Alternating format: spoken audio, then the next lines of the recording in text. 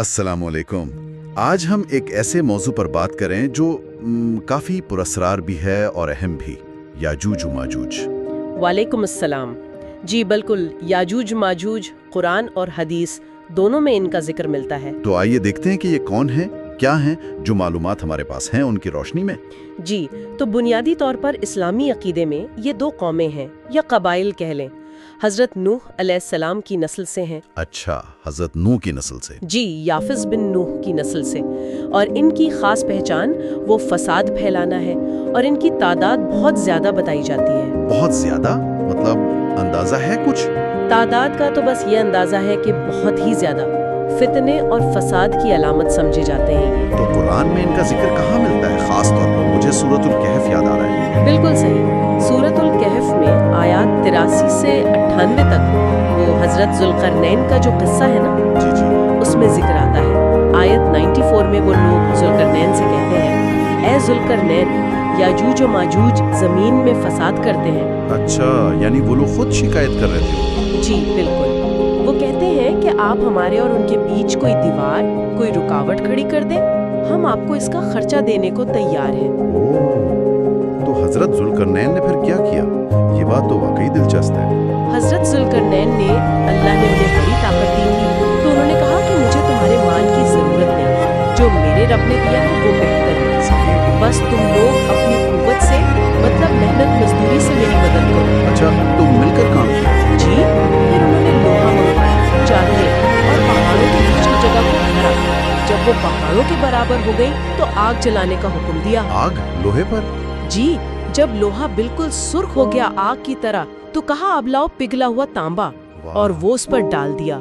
इससे एक बहुत ही मजबूत दीवार बन गई। सद सुभान अल्लाह। लोहा और पिघला हुआ तांबा, इस जमाने में ये तो कमाल की इंजीनियरिंग है। जी, बहुत मजबूत दीवार थी वो। अच्छा, ये तो कुरान की बात हो गई। हदीसों में क्या तफसील मिलती है इनके बारे में, खास तौर पर उनके मुस्तकबिल के हवाले से? हदीस में आता है कि ये जो याजूज और माजूज हैं, ये रोजाना उस दीवार को तोड़ने की कोशिश करते हैं। रोजाना? जी, सारा दिन खोदते हैं। जब सूरज डूबने लगता है और दीवार टूटने के करीब होती है, तो उनका सरदार कहता है कि बस बाकी कल तोड़ेंगे। लेकिन अल्लाह ताला रात में उसे पहले से भी ज्यादा मजबूत कर देता है। अच्छा, तो ये चलता रहता है? जी, ये चलता रहेगा जब तक अल्लाह चाहेगा। फिर एक वक्त आएगा कयामत के बिल्कुल करीब। तब क्या होगा? उस दिन जब वो कहेंगे कि बाकी कल तोड़ेंगे, तो साथ में कहेंगे इंशाअल्लाह। अच्छा, इंशाअल्लाह कहने की वजह से? जी, उसकी बरकत से अगले दिन वो दीवार को तोड़ने में कामयाब हो जाएंगे। फिर दीवार टूट गई तो? फिर वो बाहर निकलेंगे और जमीन पर फैल जाएंगे हर तरफ। उनकी तादाद इतनी ज्यादा होगी कि हदीस में मिसाल है कि उनका पहला ग्रोह बहरे तबरिया से गुजरेगा तो सारा पानी पी जाएगा। सारा पानी? एक झील का? जी, और जब आखिरी ग्रोह गुजरेगा तो कहेगा कि यहाँ कभी पानी हुआ करता था। अल्लाहु अकबर, ये तो तसव्वुर करना भी मुश्किल है। वो जमीन में हर तरफ फसाद मचाएंगे, कत्ल गारत, कोई उनका मुकाबला नहीं कर सकेगा। तो फिर उनका खात्मा कैसे होगा इतनी बड़ी आफत का? उस वक्त हदीस के मुताबिक हजरत ईसा अलैहिस्सलाम जमीन पर होंगे। अच्छा, हजरत ईसा? जी, वो और उनके साथी अहले ईमान कोहे तूर पर पनाह लेंगे। वो अल्लाह से दुआ करेंगे। फिर अल्लाह ताला याजूज और माजूज की गर्दनों में एक कीड़ा पैदा करेगा, नगफ कहते हैं उसे। एक कीड़ा? जी, उससे वो सब के सब एक ही रात में ऐसे मर जाएंगे जैसे एक शख्स मरता है। एक ही रात में सब खत्म? जी, सब खत्म।